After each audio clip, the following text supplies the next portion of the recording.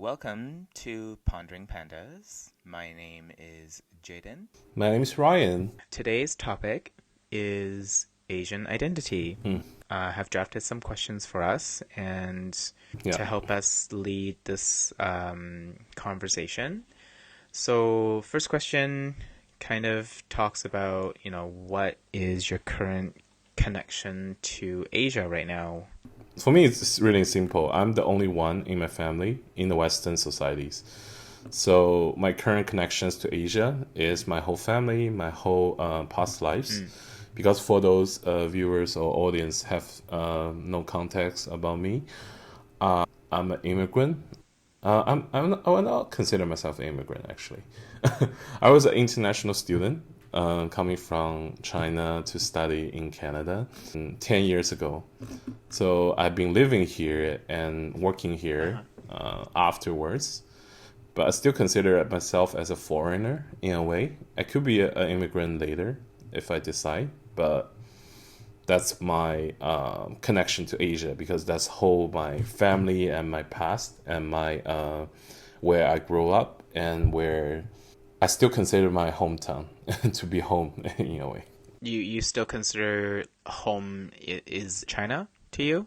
It's very complicated, right? I feel more comfortable living here in West. I feel like my identity is partially established here as well. But I do consider my childhood, my whole family is in Asia, in China. I feel like very comfortable if I just return home to reunite with them, right? So that's the culture I'm familiar with. I would put that way. Mm-hmm. But you're comfortable being in Canada?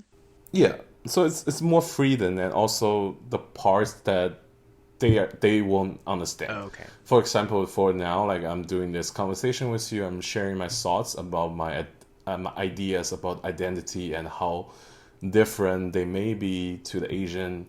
Those things they will not understand. So it would be like if you think about this way, it would be part of my identity I established here, but they will never understand that I feel like I feel like if I come back, I can only act like myself in the past. Does that make sense? It's be like if I come back to China, I have to behave like I'm a children or I was in China. That everybody feel comfortable in that way. But now here it's more like I have a different identity. I invented myself here.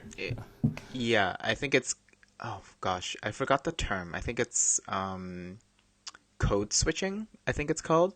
Oh, that could be. Yeah, I think when you have to act differently when you're in a different environment or with Exactly, other exactly, people around, right? exactly. Yeah. It's kind of like code switching. Oh. Yeah. So for myself, my connections to Asia is, I guess, it's mostly in China as well.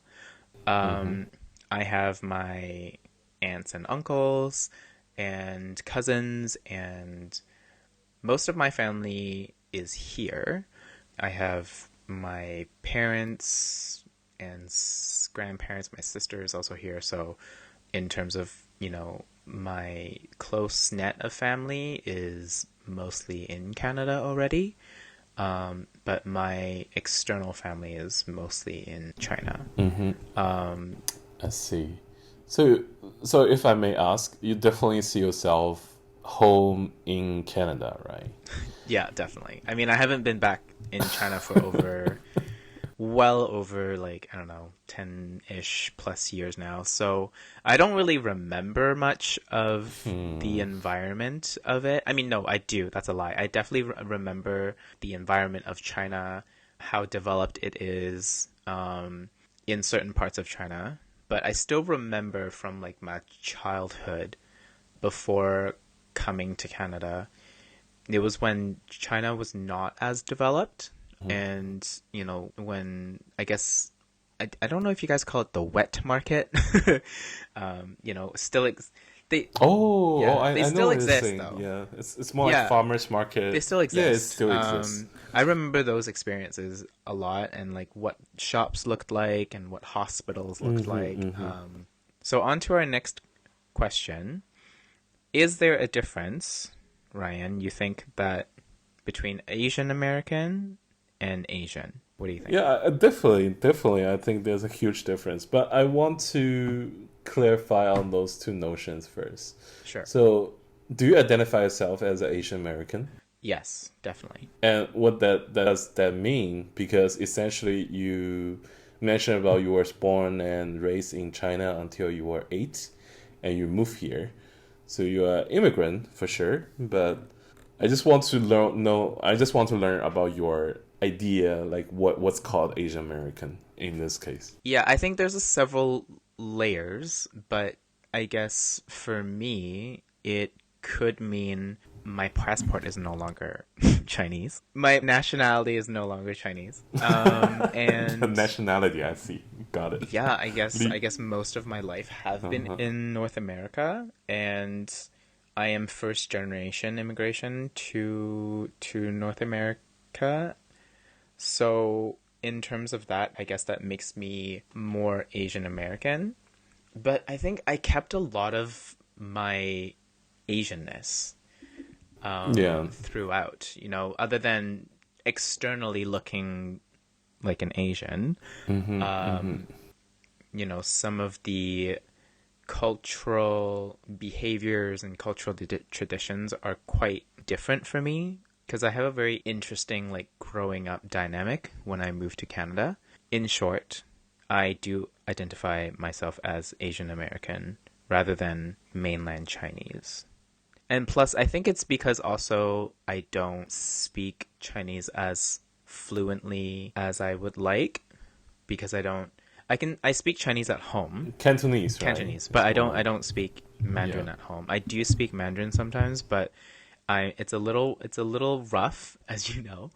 Yeah. I wouldn't say it's rough, but like I can get by. It's basic communication, but anything to do with like it would be Oh, yeah, yeah, yeah. insane. It would be like no, Yeah. I'm gone. I'm not there. Don't ask me Yeah. that. Um, so So yeah, for the audience who don't know the phrase 成语, it should be how do you translate that? dude, I have no idea. Existing phrases or like just those Oh, it's like sayings, it's a right? saying or the advanced usage of the languages only you are experts. So those could be like really hard. I don't know how to translate to be honest. I But think it's kind of like, oh, it's raining cats and dogs. huh. In English, it Okay. would be like, oh, because it's raining a lot, and then it would be, for Chinese, it would be kind of like 成语. That's just how I kind of think about it. Yeah, But yeah, in yeah. Chinese 成语, it's a lot more deep than raining cats and dogs. I guess like eavesdropping is kind of one, but there's always a story behind each of these 成语, right? But in English, I don't think there's much of a story behind it. They just kind of like, oh, it's just a saying. But I think that's like the closest thing that I can think of. Yeah, definitely. I think that makes total sense. I think for me, language is definitely a huge part as well. I feel like judging from my accent and my English level, as you can hear. So based on my English level, you can hear, I definitely consider my mother tongue as Mandarin or Chinese. So I do feel like that's definitely part of my identity. Also, I was thinking about like you already mentioned about the family, but I'm also thinking about like your friends, your the people you. So in my case, I feel like I spend more than half of my time in my daily life utilize like Mandarin to talk to my friends to have communications. But in your case, I assume it will be like over 90% English for your surroundings. So that could be a huge difference Yeah, as well. definitely. I didn't really think about that, but yeah, that's for sure a true thing because yeah, most of my friends are English speakers. Doesn't matter what race they are. So yeah, I guess 90% of the time they are English speakers. So, to continue your question here, what's the difference between Asian American and Asian? I do feel like you fall more into the Asian American category as you identify to be more like even you are not born and here, but you Yeah. were raised here since you were really young, and your whole family is here with you, and you got Yeah. all your friends, your education here in English, and you are adopted to this culture since you were very young. So that's how I feel about the Asian American identity.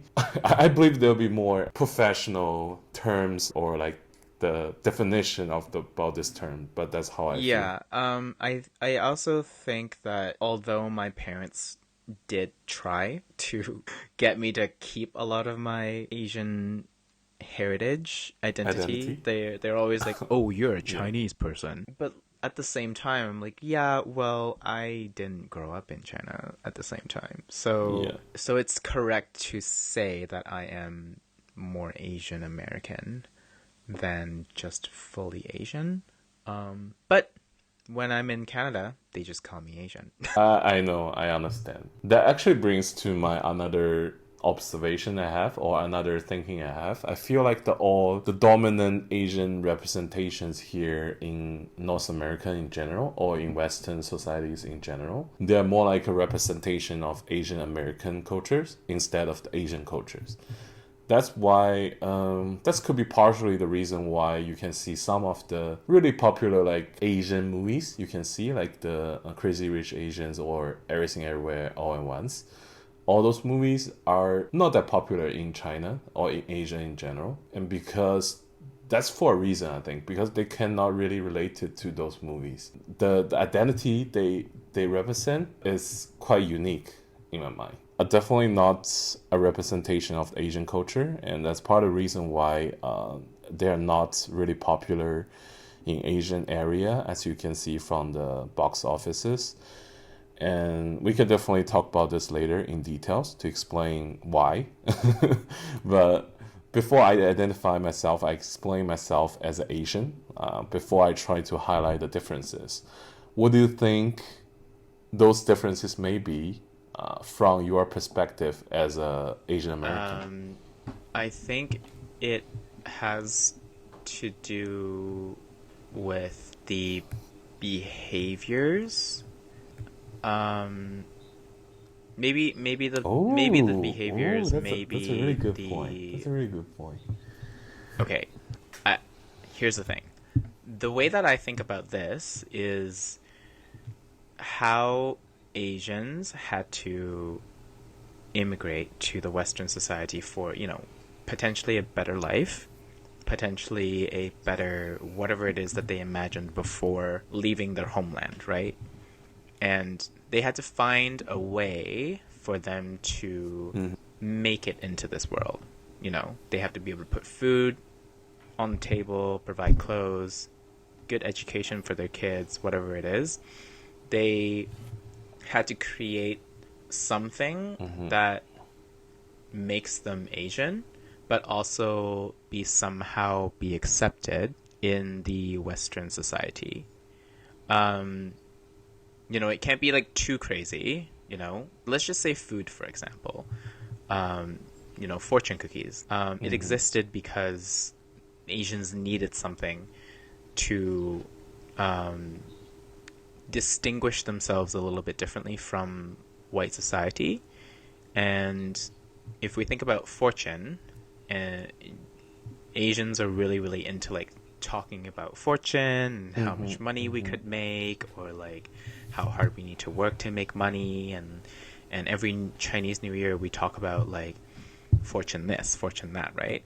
So I think in a sense, a creation that is Yeah. low-key acceptable in Western society was more of like a survival tactic for them to make it into the Western society. Like if you think about Got it. even Chinatowns existing, right? Like there's no such thing as Chinatown Yeah, yeah, yeah. in Asia.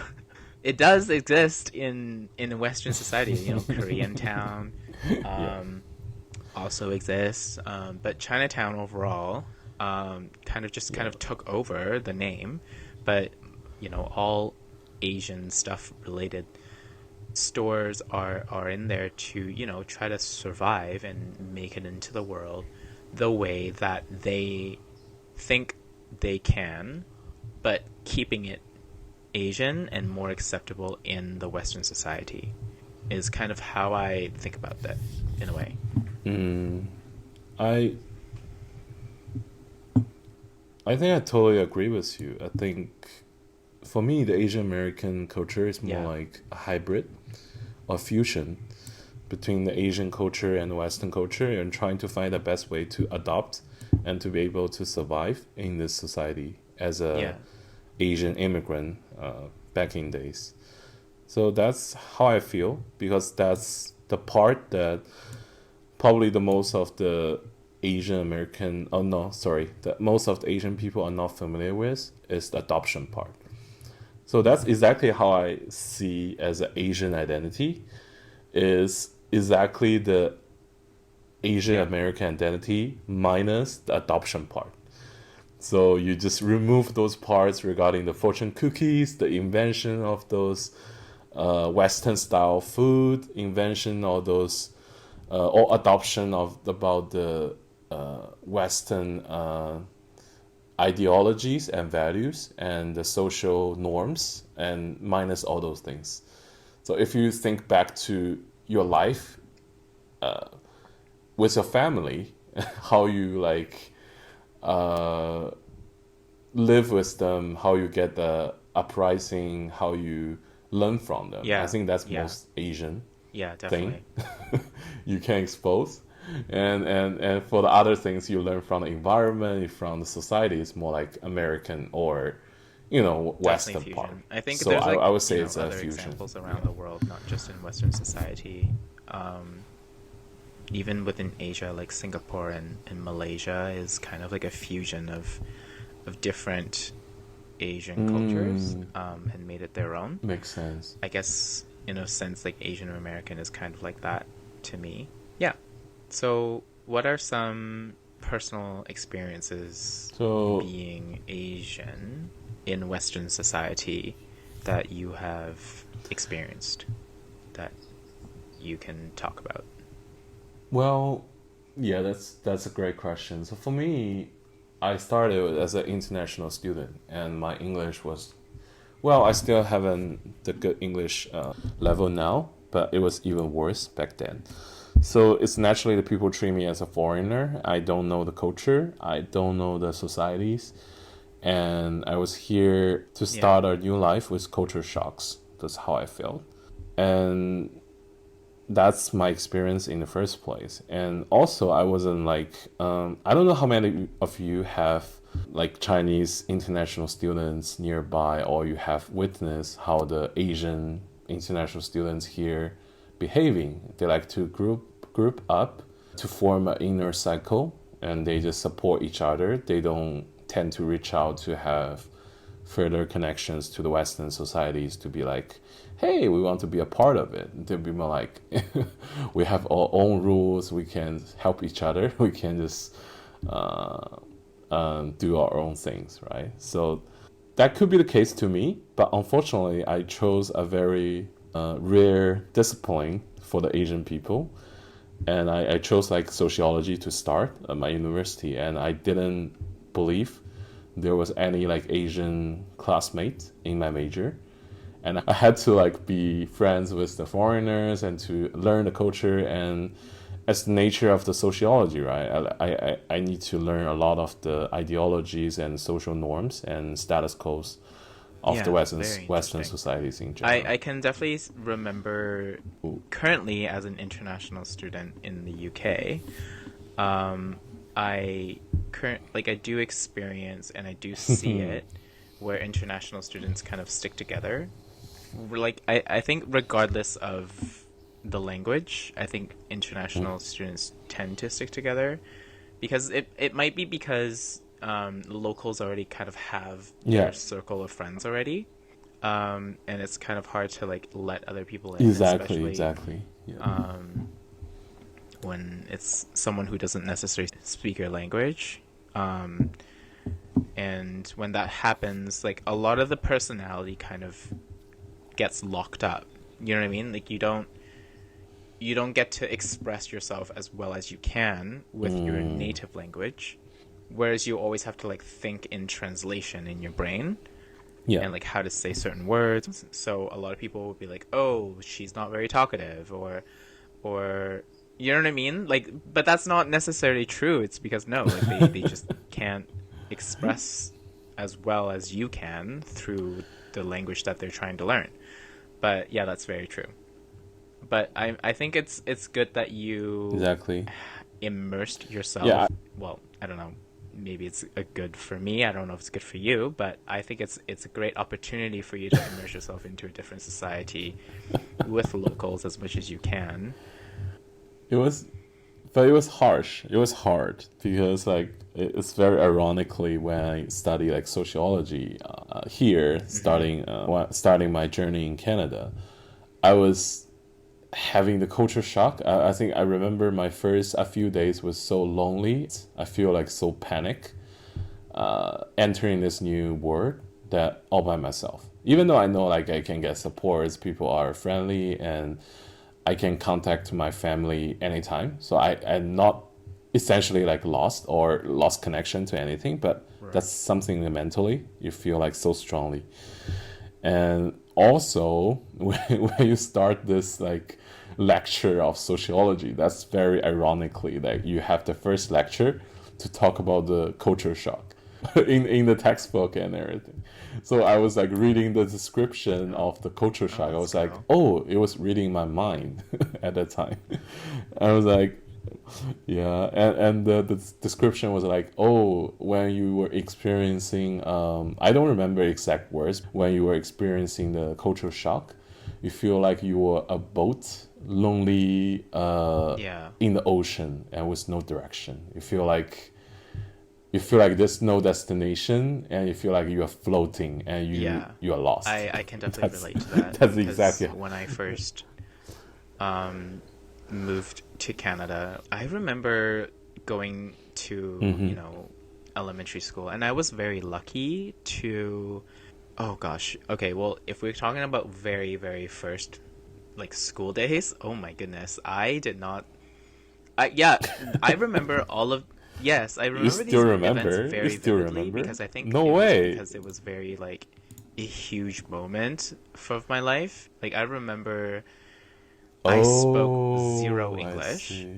Hmm. Not zero English because I went to international school in China, but okay, but get this though. I was helping English teachers in China to teach English class to going to Canada and not being able to spell anything because all the English words were way harder, more advanced Huh. than what I was learning in China, right? So I developed this English, I guess, conversation skills very quickly, but at the same time, not very good. I had a lot of help, but I felt very Mm-hmm. alone at the time. Lots of being Really? bullied, teased. You I were don't know if it's bullied? because Oh my god. I was different in terms of the language that I didn't really speak. But fast forward thinking about it now, I think it started in high school Mm-hmm. to like university. My personal experience being Asian because I lived in a very white dominant city. It was a very small city and it's lots of white people. There is a Chinatown, but it's very tiny. Mm-hmm. Um, my school, I remember my school only had Mm-hmm. maybe just myself and another person that was Asian out of 32 people in a elementary school class. So a Wow. lot of them were white, and I didn't speak much English at the time, but I could still converse with them. But my English like quickly got better after I had tutors and stuff. But um, Mm-hmm. I remember Mm-hmm. not liking the fact that I was Asian for a while. I wish that I wasn't. I wish that I wasn't because it's a very Wow. dominant That makes white sense. society That makes and sense. environment at the time. Um, and then I think I started to develop, Mm-hmm. pick and choose a lot of the traditions and what was acceptable in white society and what was not. in Asian culture. For example, I remember my mom used to pick me up from elementary school, and it's very normal to give people hugs, right? Right. So my mom would like ask me, she's like, "Why are you hugging this person?" But and I didn't like right? Because in elementary, I was like, I don't know, like you just do. And I didn't understand. Yeah, and I just didn't understand that's how people do what the right? issue was, like why she was getting upset at me. But now, like I think back, I was like, oh, like it's not a thing that you guys do, because I didn't even know that's not something that you guys do, right? I didn't know that until she mentioned it, but I didn't really think much about it. I was like, why are you upset? Like, there's no point. Everyone does it here. So there was like a lot of interesting, weird dynamics that I didn't quite understand back then, why my parents got, a little bit upset on the things that I've done. But I didn't know that is not a norm that they didn't grow up in, right? Like, I just kind of got thrown into like the deep end in Western society and be like, go survive, and then like come back home and expect to be Chinese again. So it was interesting for me, yeah. So thanks for sharing that. It definitely puts things to perspective. I never thought about it. So it seems like you had a lot of confusions when you're growing up, because you are in the middle of the conflicts of two cultures in general, right? Your parents is more like Asian identity. Their thinking was Asian way, the behavior, the standards, social norms, and everything, right? But you got the learning, uprising, education in the education system that's white, or not white, but like Western dominant, like ideologies. So that could be really interesting. So I'm really curious when you were Sure. Because I want to put more context about my background about education system in China. So education in China is very one-dimensional. So you have a very straightforward or simple, like universal standard of success. Yeah, it's very scary. Which is the high tax grade. So as long as it's very scary. But the good thing, or the plus side of that, is there's no confusion about this one. So everyone have the same goal. Everyone know what's good or bad. And people are hurting during the competitions for sure. And people are, not always friendly and during those process, which is okay as well. But the essential part is there's no confusion. So everybody's living with same standard. So it caused many issues, of course, because it's very one-dimensional. It's not celebrating the diversities or the different identities or different like talents in general, right? It only rewards those people can just can read the books and remember the answers. But that was really straightforward. So I don't think we have confusions as children. For me, it's more like after I got into touch with another culture, another society, I start to reflect on my growing to be like, oh, I should have some doubts there. I should have some questions at that time, but I didn't. Now I feel like, oh, I missed a lot of the chances to really question my behaviors. But I think it has to do. I think it has to do with like if you didn't know that existed, you don't know. Yeah, I didn't know. No one know. No one knew. It was like we were living in this like tiny isolated kingdom. Everyone knows what's the rule of this kingdom, but when you now living outside of this kingdom, you have more friends internationally. You realize, oh, that kingdom is weird. I don't think it's necessarily weird. I don't know if that makes sense, but that's how I feel. Your brain has been expanded with more unique, different, experience than like, oh, what this world can provide only. But yeah, I think the underlying perspective for me in terms of my personal experience, fast forwarding to now, my experience being Asian now, I'm pretty proud of being an Asian now. Before I really hated it. I think that's just, through self-work and all those things from living in Western society. I want to finish my question here. So, how did you navigate your confusions as a child when you were really young? You naturally have lots of confusions. Naturally have lots of the frustrations potentially, and also you may not be understood all the time from either sides, from both sides, I would say. So how did you navigate that situation to decide what is right or wrong?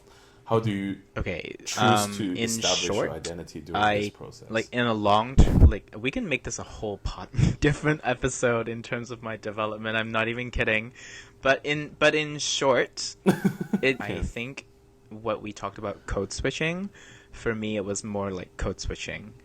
Um, when I'm in front of my parents, I'm very different to what I think is acceptable in front of them. And then when I'm at Oh. school, I feel like I'm more free when I was at school. I'm not saying that I'm not free with my parents, but I felt very restricted in some of my development in school versus what they expect. I mean, okay, like in terms of their expectations, they expect me to do really well in school. They expect me to get into university, get into my bachelor's, and all that stuff, right? Um, which I think most parents would expect, but way more pressure as an immigrant. And but outside of that, Mm-hmm. I think a lot of the social stuff was kind of just developed in school. I was like, okay, like, hugging is acceptable in school. Going to Chinese school Mm-hmm. was also a little bit different too for me. Yeah, so I think it's more, in short, it's definitely code switching, Mm. doing things differently in front of other people. Yeah. That's so interesting. So, if I hear you correctly, I feel like it's more like adoption, to be more like, oh, I'm adopting those rules, even though I don't understand why they are this case. I'm just trying to survive those rules from both sides or from Yeah. different cultures Yeah, I think or so. environments. So, Um, it's adoption yeah. to me.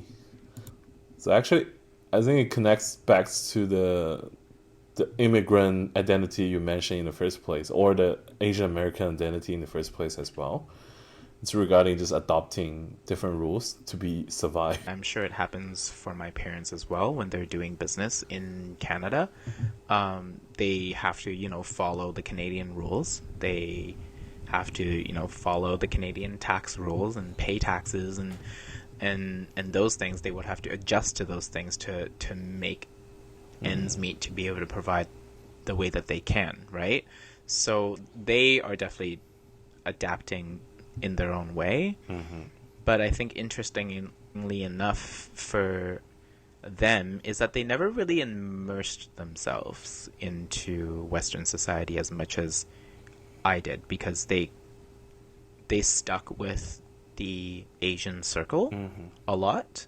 So they don't necessarily need to adapt to Western society, if you know what I mean. Like I'm because my classroom peers was mostly, white dominant, and whereas for them there were, Asian clients, Asian this and that. So they didn't necessarily have to change too much other than following Canadian rules and stuff like that.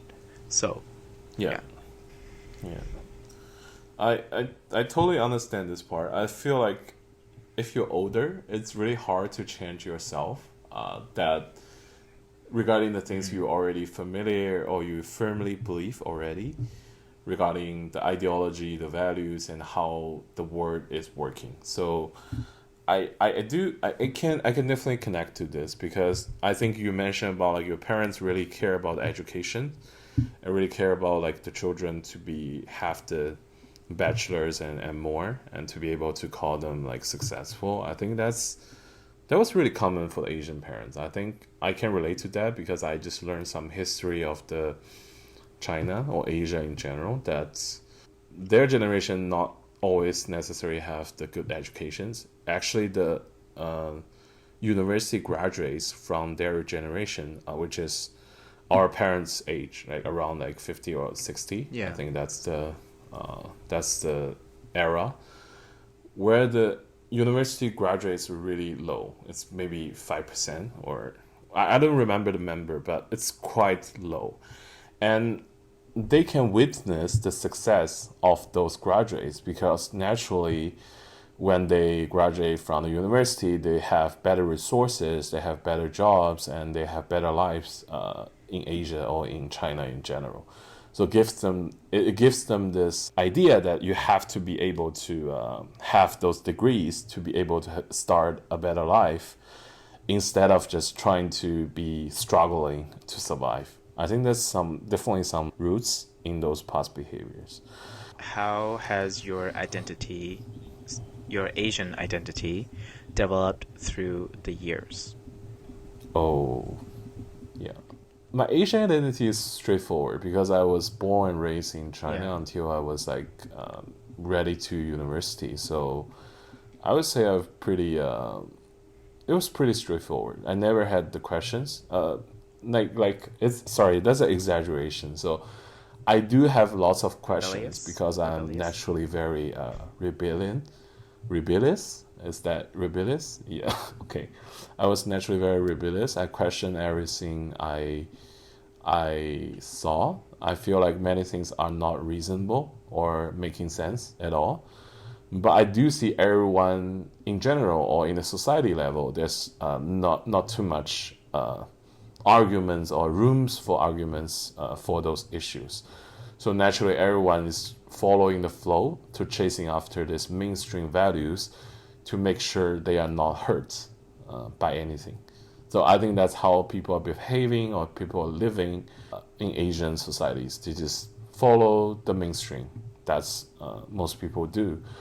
I cannot say for sure for other countries, but I feel like the other Eastern Asia countries like Japan, Korea, they have the similar mentality in general. I believe there are many people in our have different opinions, but I do feel like the But mainstream has your idea can Asian be strong for the identity society in general. like changed or Uh, developed differently since you moved to Canada? yeah, definitely, definitely. So I had this like Asian identity or Chinese identity established, and before I moved here for the university, I went to like international high school in China to have a taste of the Western Hmm. values looks like. I feel like I got some exposures, but after I truly starting move here and learn like sociologies here, I just realized I don't understand anything. I don't understand all the social topics we were discussing about. What's the like race? What's the gender? What's the poverty? And what's other issues uh, we were discussing here? It's nothing like Okay. what I heard about social issues in China. Because many of the things, I feel like it's different. Things like, for example, like here, we care about the I won't use a conventional example. Let me find a unique example here. So, for example, I just realized the societies have different values and priorities or different standards for success, right? And in China, it's very hierarchy. Like you either go to the top, or either you get more resources, or you are considered to be a failure for the society, and nobody cares about you in general. So basically, everyone's fighting for their own interests and to be able to get better You mean it's positions more and extreme resources and be than considered successful in afterwards. Canada? But I would say Hmm. the standards are less one dimensional here. So it would be like you have different direction. Of course, I know everybody still have this mainstream criteria for success, but you also see a lot of challenges regarding what's the value we're trying to Hmm. create here, and people have the rights to defend their beliefs, even though it's complicated. I don't want to get too deep into the politics because there's a lot of control. There's a lot of the debates and arguments. I'm not trying to promote any ideology here, but I'm trying to say here is that the diversity and the Hmm. room for different values to exist is hugely different. So when you see some of the social issues when people are discussing here, you can see, oh, people are even considering to allowing them to exist. That's something I was not familiar in Chinese culture or as an Asian when I grew up. So when I grew up, and there will be one very clear mainstream standard everybody follows, and you can have your personal thoughts regarding other diversified values, but essentially you cannot express them publicly, and no one will support you anyways. So everybody's hiding their thoughts. Everybody in every conversation you have, you'll be like, "Oh, this is good. Let's all agree on this one." So for me, it's naturally very boring. I feel like every time I'm just trying to engaging in a conversation meaningfully. I was just trying to echo to other people's opinion, and then people become friends because of it. So that's how I felt. Yeah, I don't know if that makes sense to you. So let me know if that makes sense. So you think that your identity has changed because of the different non-one-dimensional ways of success in... Okay. Yeah, definitely. Yeah, sorry, I forgot to conclude this part. Yes, I want to agree with you that my identity definitely changed a lot after living here. I feel like there's more room for different diversities. So I feel like I'm not trapped in this one-dimensional evaluation system to call myself a failure. I can have more reasons to comfort myself, to chase those meaningless goals. That's what they used to say in Asian cultures, right? You have to be like chasing after those goals very practically, otherwise you are falling behind and people get better to you. So that feeling of competition, or the feeling of not be able to breathe, is very annoying to me. Yeah, like slowly learned that throughout the years of being in Canada, like what you figured out now, I guess, throughout your recent years in Canada. I think for us, like through our education system, like you can do a lot of different things. However, in Asian American, we really strive for the typical, doctor degree, being a doctor, being a lawyer, those things as an Asian American. But I think for me, my Asian identity developed through the years from moving to Canada to now. I think a really good way for me to put it is that due to code switching in a certain aspect, I guess, it's kind of like picking fruits from various different trees. I want to pick these certain traditions that I feel like it's great for myself as a Chinese person, or I want to pick these fruits that I find it's really amazing in Western society. So I kind of got to pick and choose what I value to be important throughout the years for my own Asian identity. I think in my basket of, I guess, like fruits in a way, it's very more Asian now, but it's kind of whitewashed in a way, right? I think like, I still value education and success and all those things, but at the same time I still want those relaxation moments and learn how to go to the beach or something. Like that's a very Western society thing to do, right? Like I didn't even learn how to relax at the beach until 2 years ago. I was like, what do you do on the beach? It's such a waste of time. Why would you do this? It's like, oh, what the hell do you guys do? He's like, yo, you just fucking lay down and chill out. And I'm like, what do you mean? What do you mean chill out? Like, this is like there was no concept for me like that, right? Until I experienced it a few more times, and it, I don't know, it just makes me I, this different development of Asian identity that um, it's just a mixture of everything, yeah, and yet still Asian, right? Um, yeah. I bet you feel more anxious lying on the the very beach first time doing than it, doing I'm something not going to stressful. lie. Yeah, it was very stressful. I was like moving a lot. All my friends was just laying down enjoying the sun, Like my mind is like, "Oh my God, the sun is it's gonna give me skin cancer." And then the next thing is like, "Okay, like maybe I should just like walk around." And then my friends are just like, "Can you just chill out? Like just lay here and just do nothing and like listen to music, eat, drink, like whatever." Like Yeah. I never had those practices from my family. We never went to the beach. We never did anything of those. But we can get into like why on a different episode. But um but just never really had those practices until much later I in life, right? So I really, really enjoy some aspects of Asian stuff as well as I Western can society. So that's how it's been developed through the years.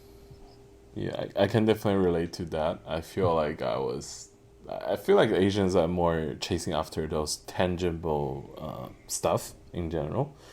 So those opportunities when you waste time, people are feeling uncomfortable because we are all always feeling ourselves in mid of competition. We want to get most out of the every moment of our life. So even though you saw maybe some like Asian, well, I'm being generalization, but maybe you can see some like international Asian friends. International Asian students. They went to the beach and they bring the picnic. They have foods, but often the time you saw them play games as well.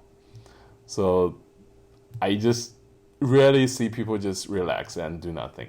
They have to find a topic. They have to find a theme. They have to find some things to do Yeah. together. I think that was the mentality behind it. But yeah, of Yeah, course I mean, we can everyone can discuss just do more whatever they in want on the another beach, episode. right? You can play games, you can play volleyball, you can relax on the beach, but yeah, just the relaxation part for me. Well, thank you, Ryan, for sharing your experiences living in Canada, um, being Asian.